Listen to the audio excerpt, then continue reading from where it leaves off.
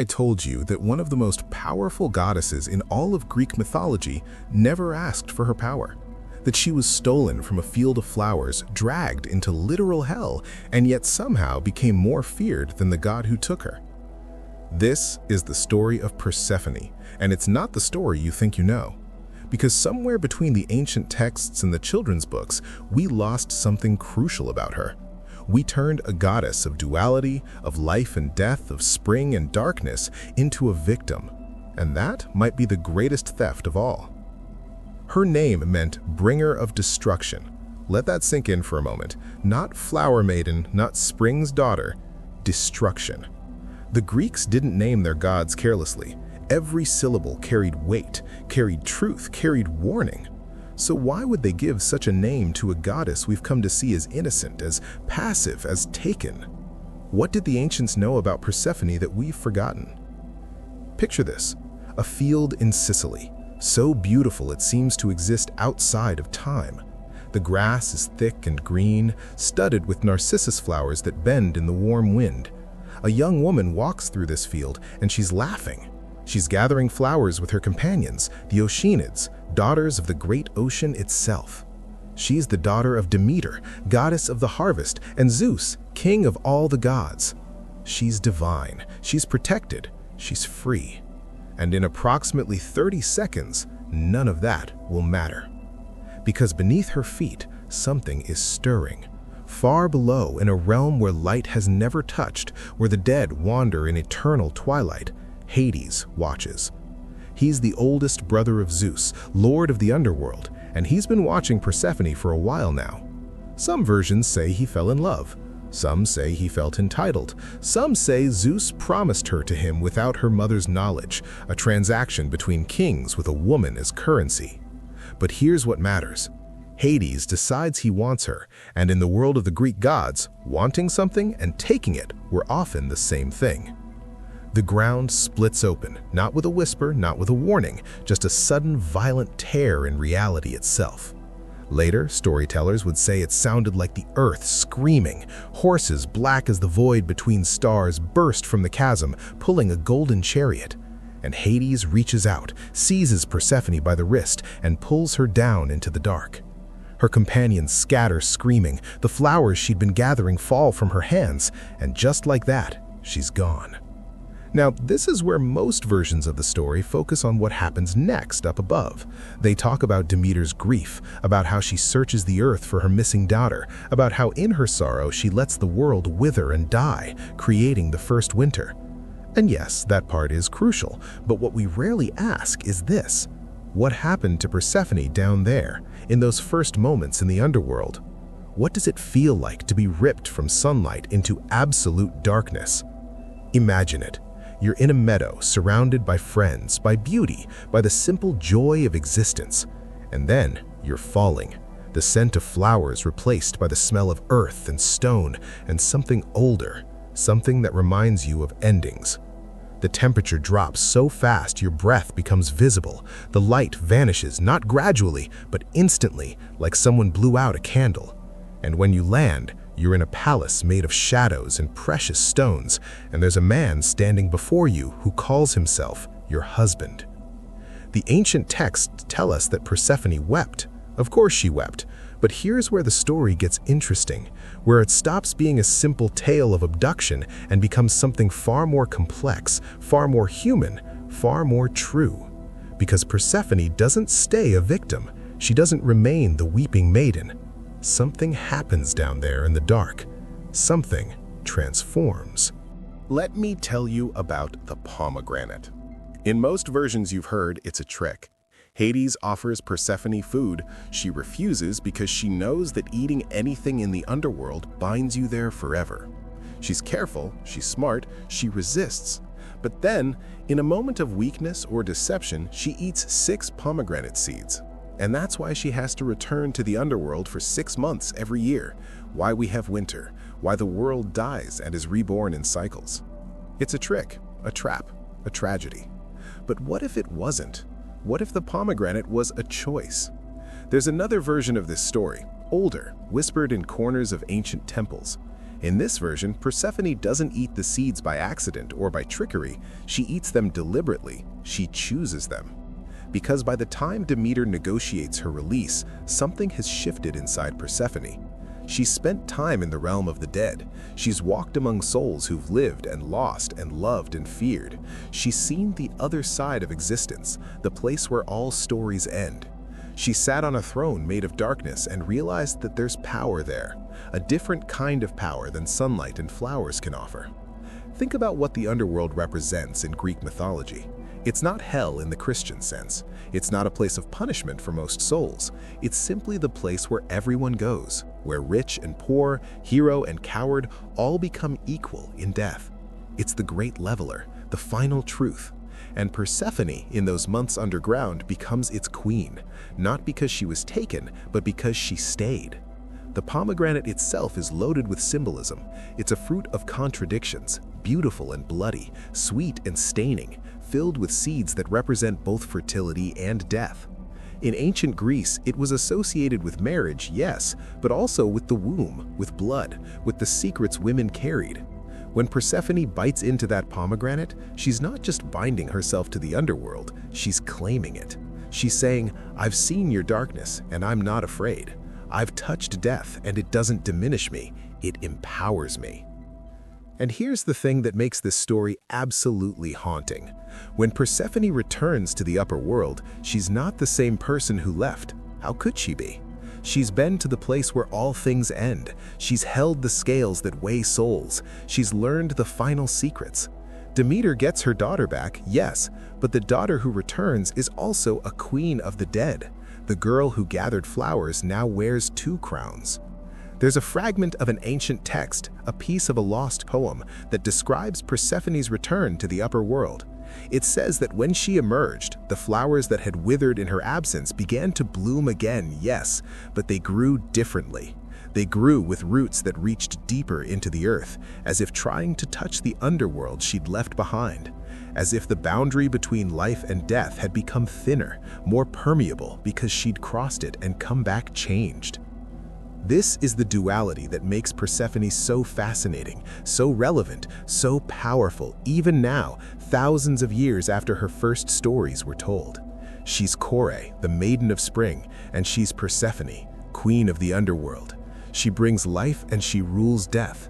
She's victim and victor, taken and taker, innocent and terrible. She contains multitudes. She holds contradictions without collapsing under their weight. And maybe that's why her story has endured. Because we recognize something in her, don't we? That moment when something terrible happens, when we're dragged into our own underworld, whatever form it takes. Loss, trauma, betrayal, grief, the death of who we thought we were.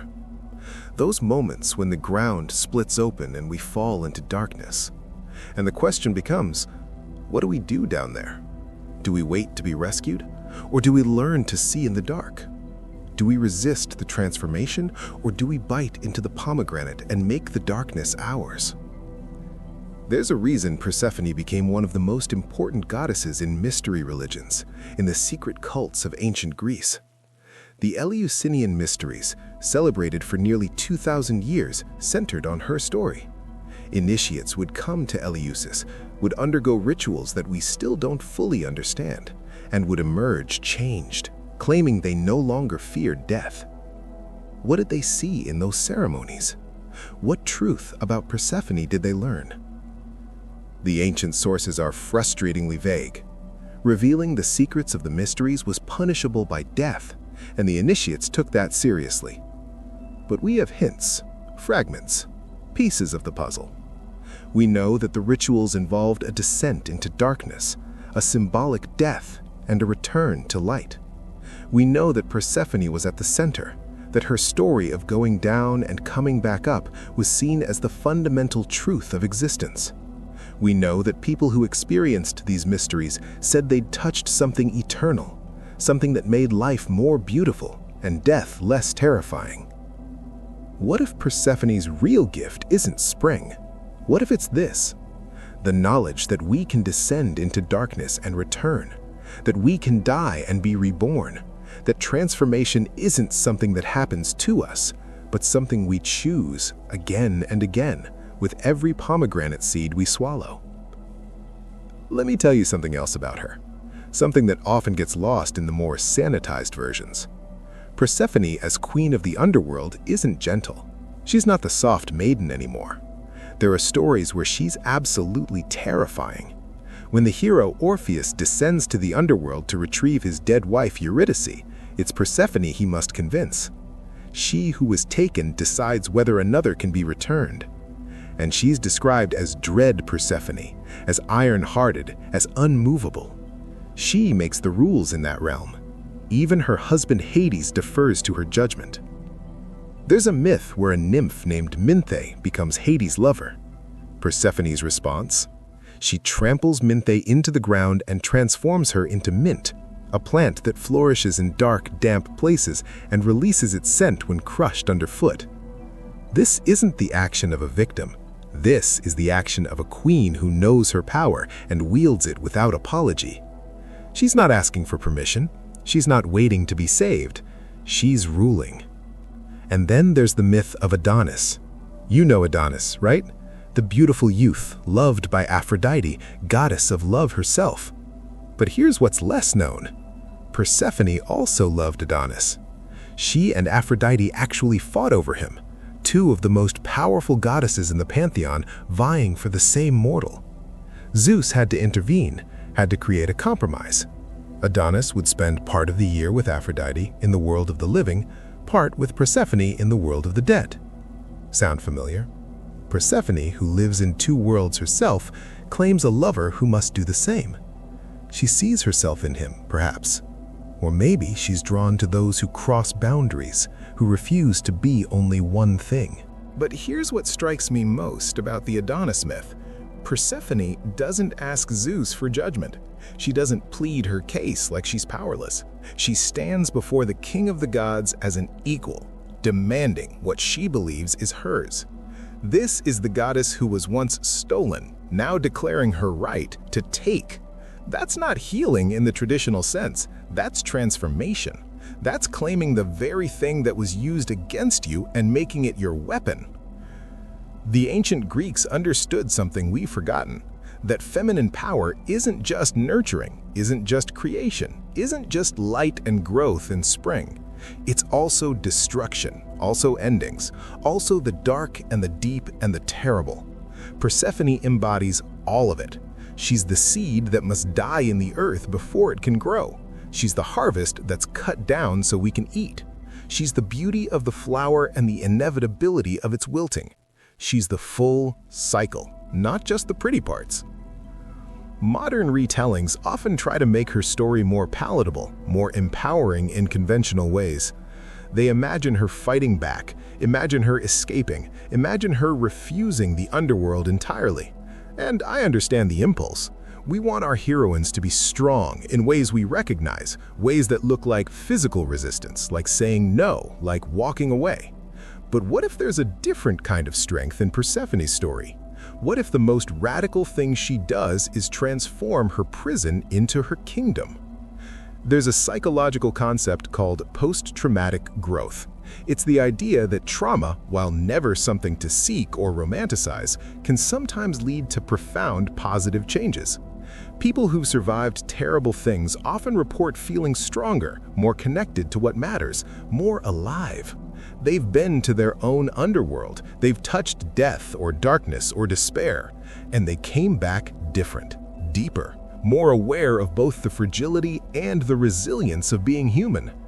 Persephone's story is ancient, but it maps onto this modern understanding perfectly. She doesn't pretend the abduction didn't happen. She doesn't deny the violation, the trauma, the theft of her autonomy. But she also doesn't let it be the end of her story. She doesn't let it define her entire existence. She takes the darkness that was forced upon her and she weaves it into something new, something powerful, something that's entirely hers. And maybe that's the most subversive thing about her myth. It refuses easy answers. It doesn't say trauma makes you stronger, because that's a dangerous lie that puts the burden on survivors. But it also doesn't say trauma breaks you forever, because that denies human resilience, human complexity, human capacity for growth even in the worst circumstances. Instead, it says you can be both. You can be the maiden and the queen. You can carry the wound and the crown. You can bloom in spring and rule in winter. You can be Corey and Persephone, forever, simultaneously, without having to choose. Her myth also speaks to something we all experience, the death of who we were. Not physical death, but those moments when our old self dies, when we can't go back to innocence or ignorance, or the person we were before loss, before knowledge, before whatever chasm opened up and swallowed us. We all have our before and after moments, our descents into the underworld, the job that broke us, the relationship that changed us, the loss that remade us, the truth we learned that we can never unlearn. And the question Persephone poses is, what do you do with that? Do you spend your whole life trying to get back to the meadow, to the person you were before? Or do you eat the pomegranate? Do you claim the darkness as your own? Do you learn to rule in the underworld even as you walk in the light? There's a version of the myth where Persephone eventually becomes a mediator, a psychopomp, a guide for souls transitioning between worlds. She who has walked both paths, who knows both light and darkness intimately, becomes the one who helps others navigate their own transitions. She becomes the voice that whispers in the dark, "I've been where you are, and there's a way through." Not back, but through.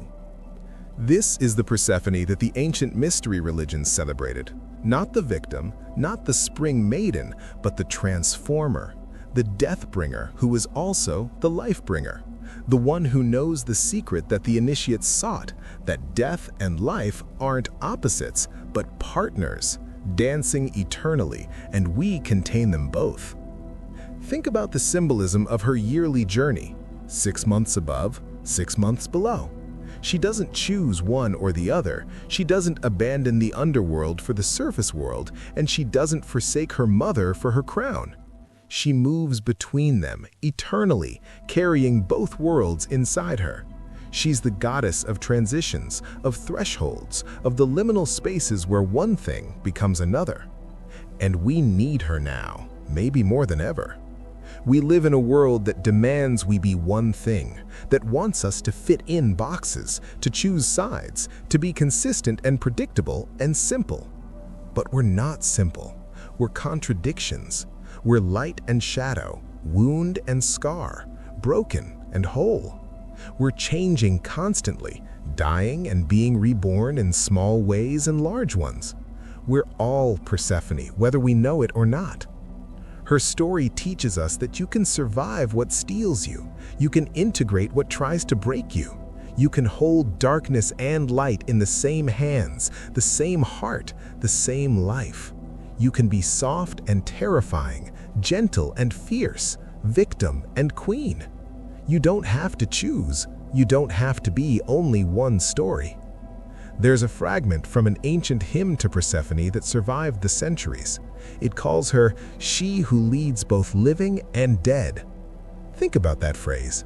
She doesn't just rule the dead, she leads both.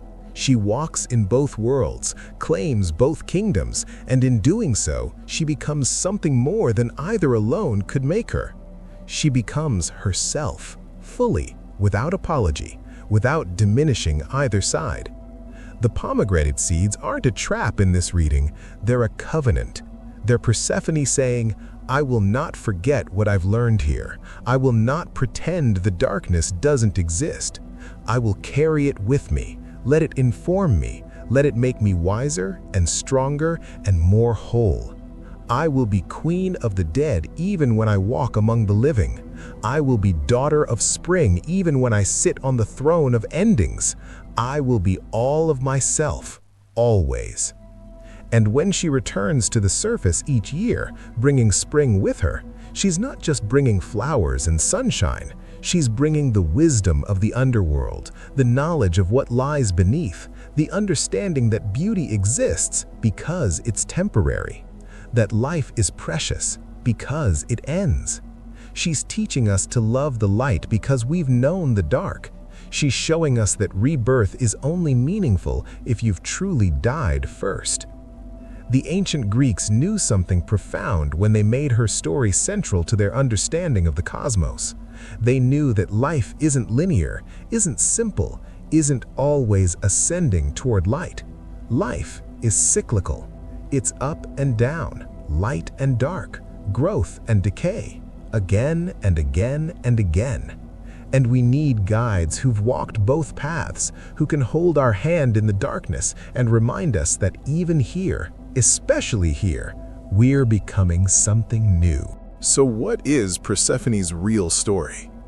Is it a cautionary tale about the dangers women face? Yes. Is it a story about trauma and survival? Yes. Is it a story about claiming power from powerlessness? Yes. Is it a story about the cycles of nature, of death and rebirth, of seasons turning?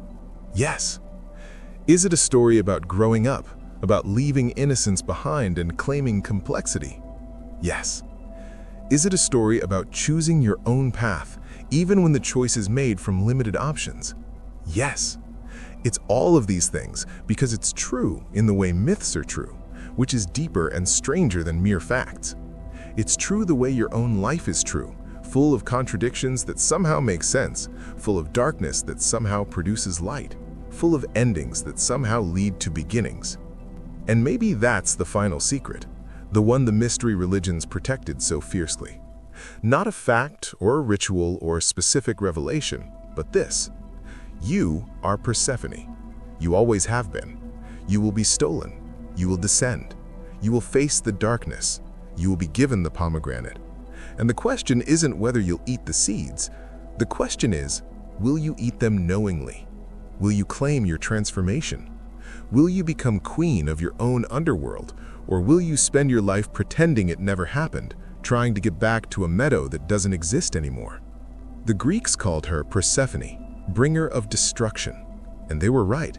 She destroys the lie that we can be only one thing, that trauma defines us completely, that darkness is something to only fear and never embrace, that we must choose between being victor or victor, maiden or queen, innocent or wise.